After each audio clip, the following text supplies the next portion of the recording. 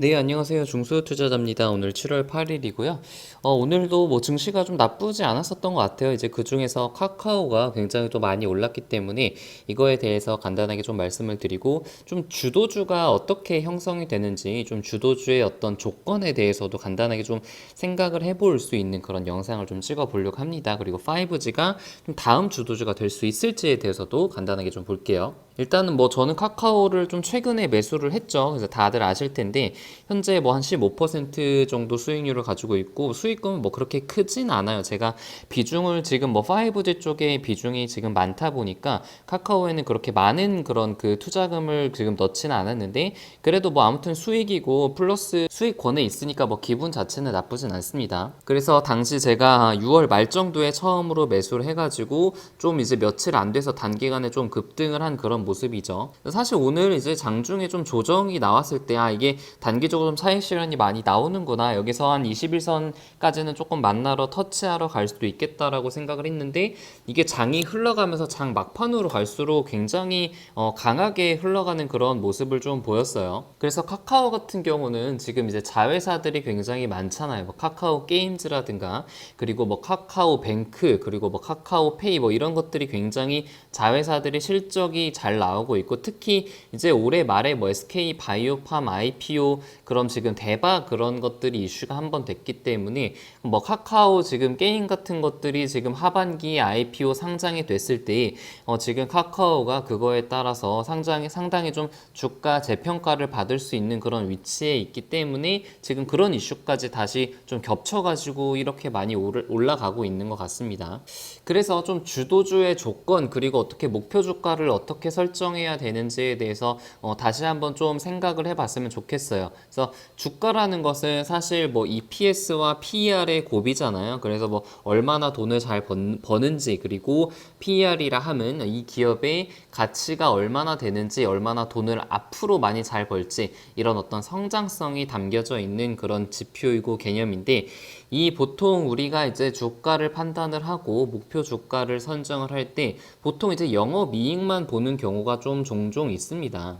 그래서 2020년에 EPS가 얼마고 2021년에 EPS가 어느 정도니까 목표 주가는 어느 정도 될 것이다. 뭐 이런 식으로 계산을 하는 경우가 있는데 사실 카카오 같은 경우는 지금 EPS 계산으로만 따지면은 현재 주가의 상승은 좀 계산이 좀 안 되는 그런 가격대이죠. 왜냐면은 지금 뭐 당장 뭐 하루 이틀 사이에 카카오가 뭐 2분기, 3분기에 벌어들일 금액이 뭐 5%, 10% 이상 급격하게 컨센서스보다 상승하지 않기 때문에 지금 주가의 상승은 단순히 EPS의 그 상승으로는 계산을 할 수가 없고 설명을 할 수가 없는 그런 개념이에요. 그래서 우리는 항상 그 PER의 상승도 같이 생각을 해야 된다고 이제 말씀을 드릴 수 있는데 아까 말씀드린 뭐 자회사의 성장 그리고 자회사의 IPO 이런 것들이 이제 PER의 그 상승도 같이 이끌어낼 수 있는 그런 요인으로 생각을 하고 있습니다.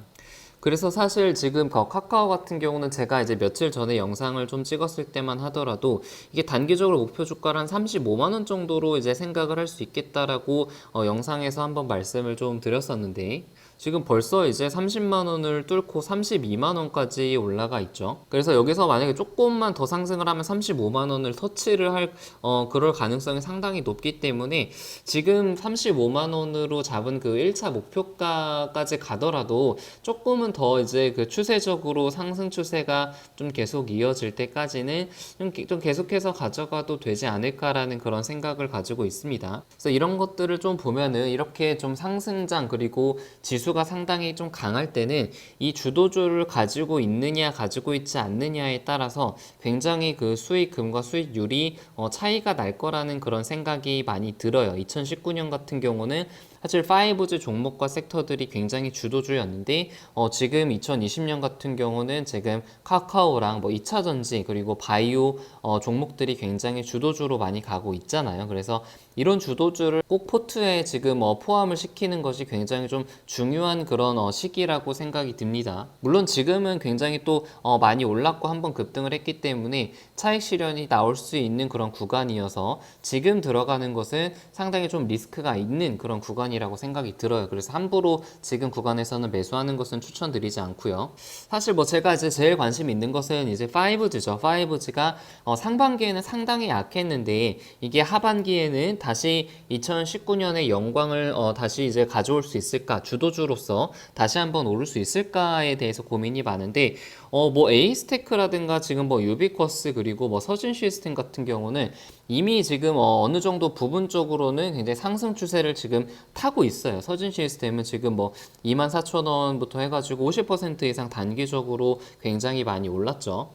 그래서 이렇게 몇몇 종목들은 지금 추세적으로 굉장히 상승 추세를 타고 있는 그런 모습을 좀 보이고 있고, 제가 이제 비중이 좀 가장 많은 KMW 같은 경우는 아직까지는 상승 추세를 타고 있진 않고 다른 5G 종목 대비해서는 좀 약한 모습을 보이고 있는데, 이게 아무래도 다른 종목보다 시총이 좀 크기 때문에 이게 그 실제로 EPS와 그 PER 중에 어떤 것이 하나가 이제 성장하는 것이 눈에 확인이 돼야 되는데, 아직 2분기 EPS 그리고 3분기의 영업이익 EPS가 눈에 보이지 않고 좀 확실한 그런 상태가 아니기 때문에 그런 불확실적인 요소들 때문에 아직 주가의 상승이 나타나지는 않고 있는 것 같습니다.